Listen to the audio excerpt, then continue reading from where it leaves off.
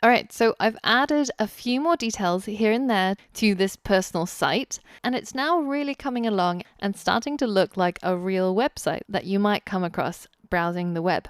Now, the next thing that I want to do is when we go to the Contact Me page, it's a little bit sparse at the moment. It's only got my fictional address, my fictional number, and my fictional email. Now, what if I could add a form at the end of this where I allow people to put down their name and their email and they could message me using that form? How would we do that in HTML? So, of course, first place to head to is the MDN web docs, and we've got our form element. Now, you can read through all of these attributes and start getting an understanding about how a form works and how you can put one together. Now, in order for forms to really come alive and to work as you would expect them to, it actually requires a little bit more than just HTML because we need to specify the behavior of the form.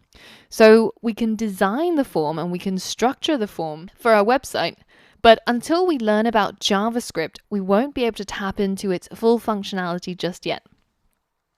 But we can get pretty close. So let's go ahead and create a brand new form inside our contactme.html page. So just below the last paragraph tag, let's add a brand new form. And you can see that with the auto suggest, these are the default things that come up. Now I'm going to keep them as they are. We're going to go inside the form tag and we're going to create our first label. Now our first label is simply going to be called your name. So this is where we ask our user for their name input. And in order to store that information or allow them to type that information, we need to add an input. And the type of input is going to be text. So it's just going to be a text box that allows them to put in their name. And if we hit save and check out what our website looks like at the moment, then you can see we've got our label here.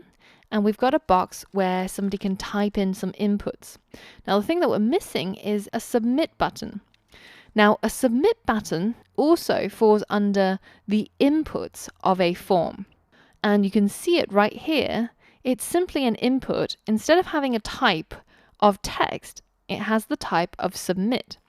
And all you need to do is to change the word text to submit and delete the value attribute and hit save and refresh. You'll see that you get this submit button without having to put in any extra effort. So that's the beauty of some of these form inputs. And we can check out some of the other ones inside the docs by going to the related topics, and there's loads of different types of inputs. There's buttons, which are inputs, there's checkboxes, color, date. Let's give some of them a try and see what they look like on screen. So just before the submit button, let's add an input that has type maybe color. And of course, remember, you have to spell it the American way with a single O instead of OU. So let's hit save and refresh. And you can see we now have a color picker on our website. And when you click on it, it brings up the color picker where we can select any color we like. And you might submit a form that maybe has your favorite color or change the website using a color picker input. Another cool one is the checkbox. So we can add a checkbox by using input and changing text to checkbox. Hit save, hit refresh, and you can see we now have a little checkbox. So you can have, so usually what would happen is, so let's just put a line break here, forcing this to go on to the next line. Let's create a label where it says, do you want to sign up to the email list? And hit save, refresh, and you can see you've got this classic checkbox. Do you want to sign up to the email list? Check or uncheck, and hit submit. Or you can put something like, have you read the terms and conditions, or any other thing that might fit with a checkbox. Now, the last one that I wanted to show you before we proceed was the password input. So let's delete the checkbox and let's add a password input. So the cool thing about the password input is that when you type anything inside this box, so ideally you'd want a label, of course, here to show that this is the password.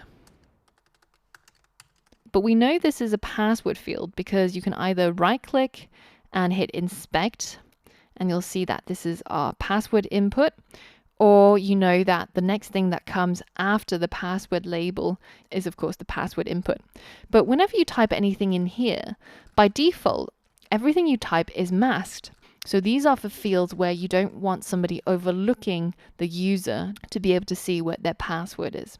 So feel free to have a bit of fun and try out all of these different input types and see what they look like and see what they do. And once you do that, you'll come to realize that a lot of the things that you see on the web are just very simple HTML inputs.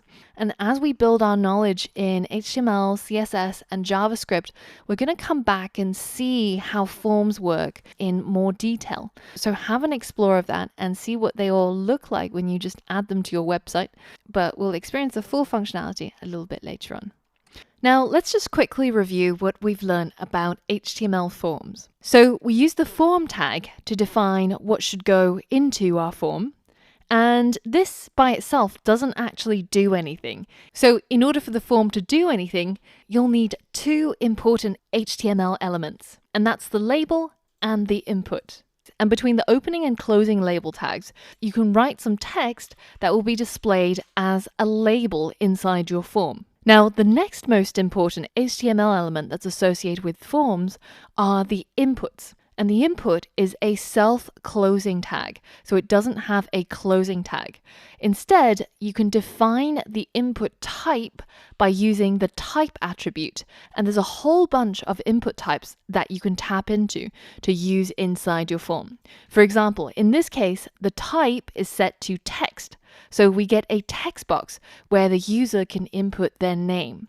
But you can also use an input element that has the type attribute set as submit, and this creates a button.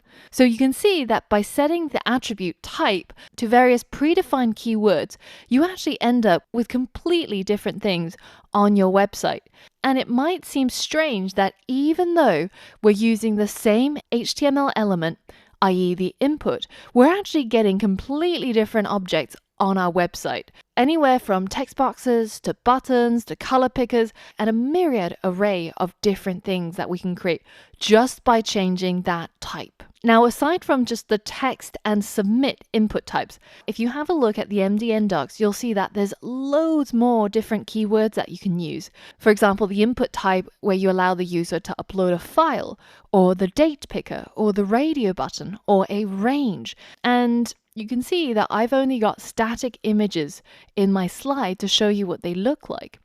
But I want you to look through the MDN documentation for the input HTML element, and I want you to create a new HTML file that you're going to put onto your desktop, and you can open it in order to see it live in action. For example, the date picker now works and my range can be toggled. I can switch my radio button on.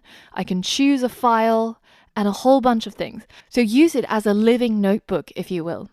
So that should have been really easy. And just to quickly show you, this is what you could have created in order to achieve this. Now, at the moment, we're not yet looking into the other attributes for our form or for our inputs, and we're only changing the type attribute to some of these predefined keywords that you can see are listed on the MDN developer docs. Now, in order for us to use and understand the other attributes, we'll need to learn a little bit of JavaScript first. So we'll leave those other attributes until a little bit later on.